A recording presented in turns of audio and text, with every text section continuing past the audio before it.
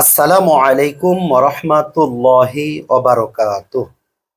আলহামদুলিল্লাহ, প্রশংসা একমাত্র মহান রব্বুল আলামিনের জন্য, যিনি আমাদেরকে পবিত্র মাহে রমাদান পর্যন্ত নিয়ে এসেছেন।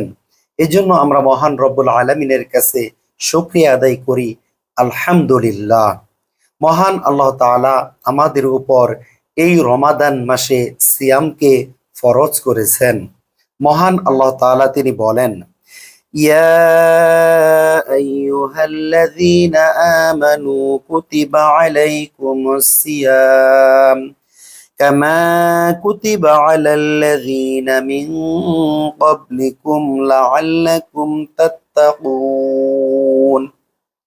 যে হে ঈমানদারগণ, হে বিশ্বাসীগণ, তোমাদের উপর এই রমাদান মাসে সিয়ামকে ফরজ করা হয়েছে।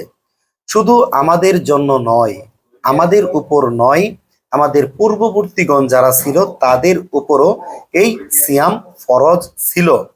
এই সিয়াম আমাদের উপর কেন ফরজ করা হয়েছে? মহান আল্লাহ তাআলা বলেন, যাতে করে আমরা তাকওয়া অর্জন করতে পারি, আল্লাহ ভীতি অর্জন করতে পারি, আল্লাহ তাআলাকে ভয় করি, আরো বেশি পরিমাণে আমাদের ঈমানকে মজবুত করতে পারি।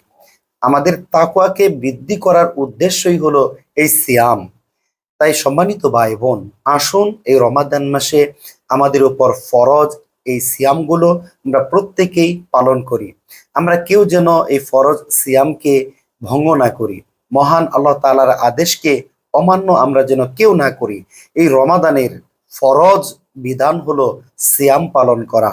তাই আসুন আমরা এই সিয়াম পালন করি। মহান আল্লাহ তাআলার পক্ষ থেকে এমন একটি বার্তা, এই সিয়াম পালন করার মাধ্যমে আমি আপনি লাআল্লাকুম তাত্তাকুন, তাকওয়া অর্জন করতে পারবো, যা আমার আপনার জন্য অতীব গুরুত্বপূর্ণ।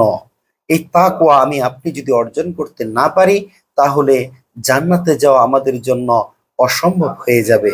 তাই সম্মানিত ভাই বোন, পাপ থেকে আমরা যদি বাঁচতে চাই, নফসের ধোঁকা থেকে বাঁচতে চাই, আমরা যদি শয়তানের ধোঁকা থেকে বাঁচতে চাই, তাহলে অবশ্যই অবশ্যই আমাকে আপনাকে এই ঈমানকে মজবুত করতে হবে তাকওয়া অর্জন করার মাধ্যমে।